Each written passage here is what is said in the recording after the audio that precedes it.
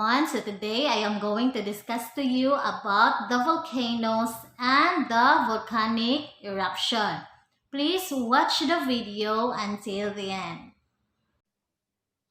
Volcanoes and volcanic eruptions. Volcanoes is a hill, mountain, or fissure that has an opening or rupture where molten rocks, hot gases, and ash from the underground ejected. So these are the parts of a volcano. The first one is ash. The ash created from a powdered rock and a lava. And the lava, it is the magma that reach the Earth's surface. Next is the main vent. So the main vent is an opening where the lava flows. So this is the main vent. And then the magma. So when we say magma, it is a molten rock stores beneath the Earth's surface. So when the magma is still beneath the Earth's surface, this is what we call magma. So when the magma comes out, it will become a lava. Next is the magma chamber. So when we say magma chamber, this is where a magma being stored before the eruption. So these are the magma. This is the magma chamber. Next one is the crater. So when we say crater, it is the bowl shape. So the bowl shape of a volcano. And then this is the secondary vent. So the secondary vent, it is the second, this is a little bit smaller than the main vent. Let's go now to the types of volcanoes. So there are three types of volcanoes. The first one is the composite volcano, second, cinder cone volcano, and the third one is the shield volcano. So let us go first to the cinder cone volcanoes. So this is the cinder cone volcanoes. Cinder cones are the most common type of volcano. So a cinder cone volcano has a cone shape but is much smaller than a composite volcano. Next one, cinder cones are composed of small fragments of rock such as pumice. So pumice is a type of stone, so piled up on the top of one another. So the cinder cone volcano has a pyroclastic ejecta. So pyroclastic, it is the combination or the mixture of ash and rocks with hot gases. Okay, so that is the cinder cone volcanoes. Cinder cone are usually have crater at the summit. So it has a crater at the summit. Next one, the composite volcanoes. So composite volcanoes, sometimes known as the stratovolcanoes. So these are step-sided cones formed from layers of ash and lava. So as you can see, the layers of ashes and the lava. The eruptions from these volcanoes may be a pyroclastic flow rather than a flow of lava. Okay, so a pyroclastic flow is a superheated mixture of hot steam, ash, rock, and dust. So as what I said to you earlier, composite volcanoes can rise over 8,000 feet. So that is the composite volcanoes. Now let us go to the last type of volcano, which is the shield volcanoes. This is the shield volcanoes. So shield volcanoes are low with gently sloping sides and are formed from layers of lava. So these are the lava.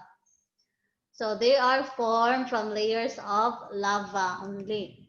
So eruptions are typically non-explosive. So unlike the composite and cinder cone volcanoes, shield volcanoes produce fast flowing fluid, which is the lava that can flow for many miles. Eruptions tend to be frequent but relatively gentle. Okay, let's go now to the volcanic eruptions. So when we say volcanic eruptions, so volcanoes erupt in different ways. So some erupt violently while others do so quietly. So let's have here the types of volcanic eruptions. So the first one is phreatic eruption. So steam blast eruption, explosive expanding steam from the ground or surface water. So only pre-existing solid rock, no new magma is ejected. Next one, Vulcanian eruption. So the Vulcanian named after volcano island. So rising magma makes contact with the ground or surface water. Extreme temperatures result in near instantaneous evaporation to steam explosion. So this one, as you can see, dangers from exploding steam, water, ash, rock, and volcanic bombs. So that is the Vulcanian eruption. The next one is the Strombolian type. So this is the Strombolian type. So it is like a firework, as you can see. So this kind of eruption can create a variety of forms of eruptive products. So spatter or hardened globs of glassy lava. So as you can see, this one. Scoria, which are hardened chunks of bubbly lava, lava bumps, or chunks of lava a few centimeter to a few meter in size. So small lava flows which form when hot spatter melts together and flows down slope. So products of an explosive eruption are often collectively called tephra. Okay, so that is the Strombolian type of eruption. Okay, next, let's go to Pelian eruption. So Pelian eruption is named after Mount Pelée. Glowing cloud eruption. So this is like in the first one. So glowing cloud eruption, huge amount of gas, dust, ash, lava fragments are blown out of the crater. So like this one in Mount Mayon. So fall back, avalanche down with 100 meter per hour or pyroclastic flows. So this is the Pelian eruption.